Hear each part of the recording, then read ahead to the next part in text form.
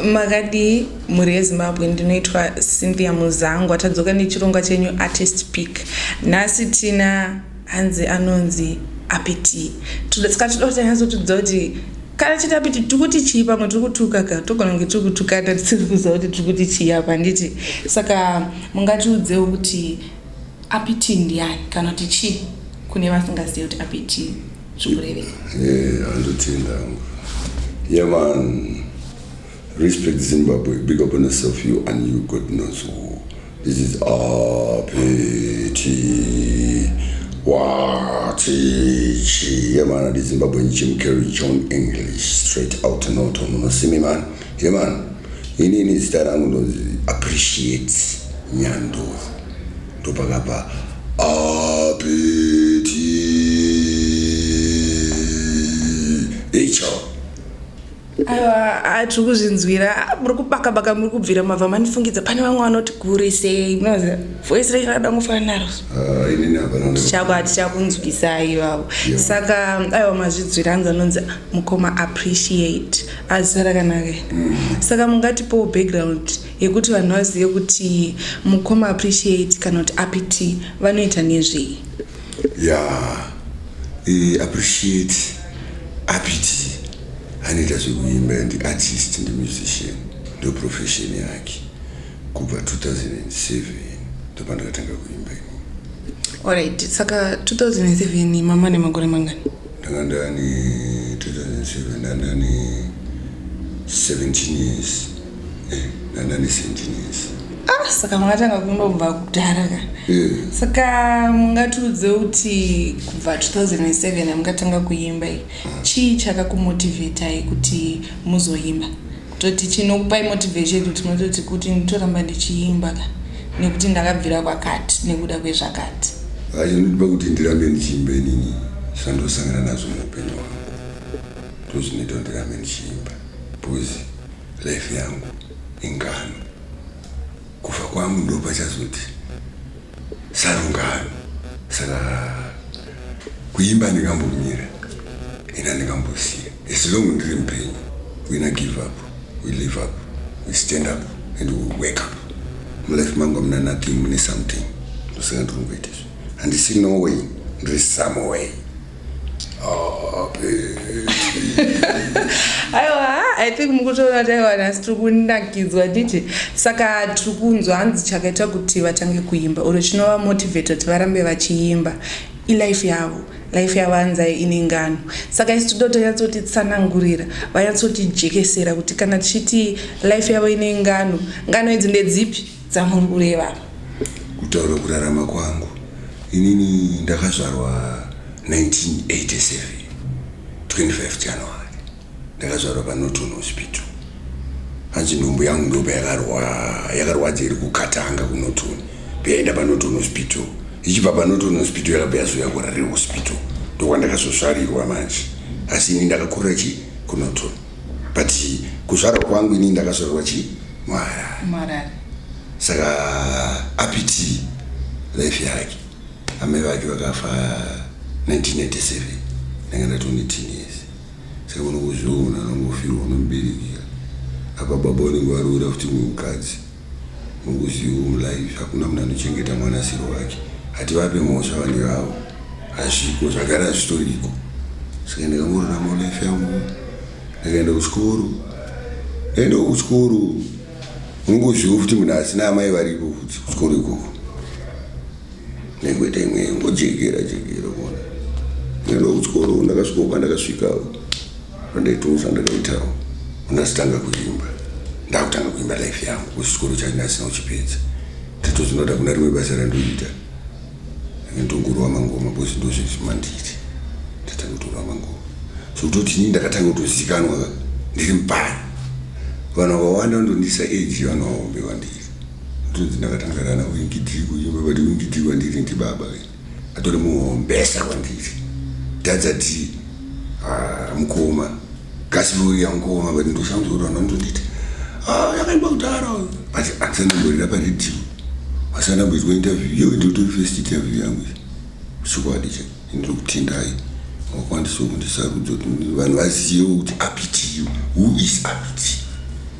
saka life yangu andikanyatso kutsanangurire panapa unondipa muntu kunyepa ona zvamuri kutoona kaizvi idrama but muchaziyeni zvakawanda. Aiwa, tiri kufambirana tichiteerera zvekutaura mukoma apiti. Saka vataura futi kuti vakatanga kuimba kubva kudhara handiti. Saka toda kuti kudhara kwacho kutaura kwatsinzina kuti kudhara hanza utaure zito rakavhurwa kudai aiwa kudhara chaiko. Alright, saka toda kuti muchudze kuti iwo masongs aya ari kuzonzi navanhu makatanga kuimba kudhara iya munoti iyi ndo yakaita kuti vanhu vanyatsokuzivai inonzi chii? Song yaita kuti vanhu vandizive nini yakapeyapeyanduraira futi kiriya unoona. Ini ndatanga kuimba 2007 ndakaimba masongo ndatanga kuzikama because kuona kuti inini kuimba kwangu ndakatanga kuimba pamba pedu zvakanzi anoimba nambuya vangu, pandaimba muraini medu zvakanzi anoimba uyu, pandaimba pakatanga patown center yedu zvakanzi anoimba uyu, pandaimba kuharare zvakanzi anoimba. Saka uri kuona kuti apiti munomboziva here kuti ndakatombowina 3 years consecutive cup clash wambozvinzwa zviri kuwina mapms inini 3 years ndakadziwina ini zvodai pachitonzi ngoti dai atenge mazai sister dai anokupinza muchitaitai but dai 2009 kwaiwiniswa mapm dai ndandine 3 bozibva 2009 2010 2011 tindaiwina masitindaiwina ende daiwina nema10 seconds. Saka chimwe makapulash angu esinakamawina ne30 seconds. Kana muchida Google ainya yakanyorwa naNigel Opunde 2009 aishanda kuHmetro vakanyora article iyoyo. Saka ndokuona ndarasika kuti nyaya ndikumbira kuti tidzoke kunyaya yedu my sister bocho kutaurisa zvandika izvo zvakawanda. Alright, tachibvunza zvemasongs amakaimba nditi. Saka apa toda kuti mumba manyatsotora kuti makaimba manga masongs inonzi apa pake ndiyakanduraira takakareka wezange style mutukudzi. Saka vanhu vakati apiti aimba mutukudzi kunotoni uri kuona nyaya dzangu dzakawandisa. Unoti tichitotaura nyaya iyo ndandatopa neimwe nyaya dzakawandisa. Ndakaimba song iyo apa pake ndakaimba 2008 aina mbotuka mutukudzi ijoko randaingoita but vanhu kunotoni vakanonditi apiti aimba mutukudzi pandatoshaya promotion inonzi support kunotoni ndokunyarira kwandakaita kusvika 2022 ndandatomboenda kuSouth Africa futi ndatomboita give up nemusic. Ndatombonogara 4 years kuSouth Africa 2018 2019 kusvika 20 ndizo 4 years ndiri kuSouth Africa ndichitonyora masong ndisingaende kubasa. Hana panamenda kubasa ndikwa 2000 hapana vanamboshanda ndikunyevera ndotia mangoma zvezvo zvandakapfeka izvi mangoma but vanhu vanga vakata sei support yangu inini ndandisina kumba. Unoziva kana uri baba unochota kansela unofana kutovhoterwa mumba mako. Vana vako nevana vakaramba hapana kunonokuita. Alright, tichiri ipapo regai tibva tatongobvunza kuti parelationship status mulife zvakamira sei nemhuri kuti apiti kana zvichidzi apiti unonzi baba nhingi here zvakanyatsomira sei kuti tizive pamwe pane vari single vari kuda mukoma. Aiwa inini ngona nyaya iripo apa ndeyekuti ndisandaenda kumberi aiwa varipo pane vari kuda usaka pamunhu asina musikana amuona inini ndonzi baba kupa kwashi ine mwana ini ndaida mukadzi 2012 2013 2014 vatabreka tikangounongoziva mulife hakuna munhu asina chistiri ndanoita umwana wangu musikana ne11 years ezvinozvo but right now ndiri kutsvaga musikana anondiyemera each and every day achindifonera akanaka anichiremera ndikamurova anondichemera kuti tiitikana.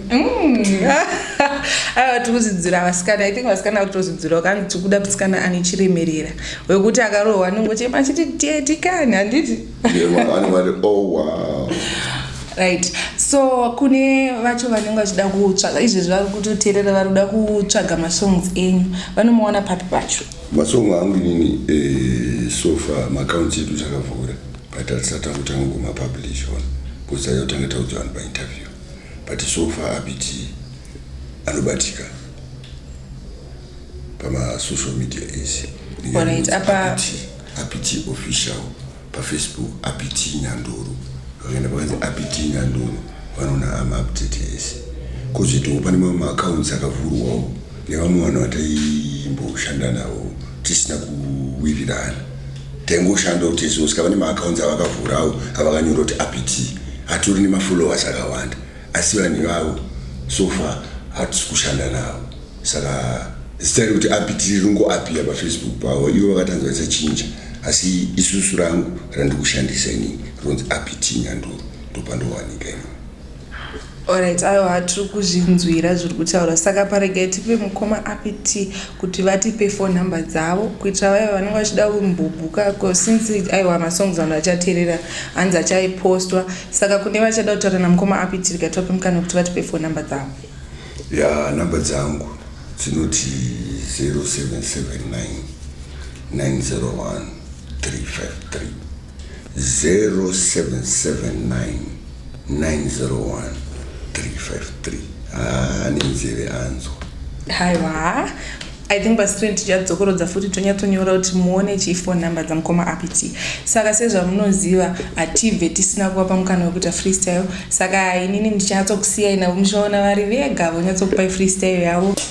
Hai APT watechi yaoda chikwereti patara chikwereti shamwari patara chikwereti wakakwereta nemabhisiketi hauchada kunobhadhara chikwereti kana maputi wakatora chipaketi pandasvika wandiwanda mtoireti wakarambwa naBridget angazviona uri supeti waungura musoro begonyeti pakabiwa chinhu ndiwe suspect musara wake wakaoma ungekongere nezvikwereti watocelebrity haufunge kuita project chasara uchavhurirwa doketi nenyaya yekusandobhadhara blanketi wakaona vakuru hauna respect wakaudzwa nyaya hauna sikireti ndimita dzinozeswa musupermarket wakakwereta electric gadget. Listen sha aiwa ndianiko asingazivi chikwereti inga muno wakatora chipeneti mudzimai wako dhiresi revelveti ndakubva ndawedzera kutenga kapeti kumbari wakakwereta bhaketi wakakwereta maneti iwewe uyamunatsa kusempea sha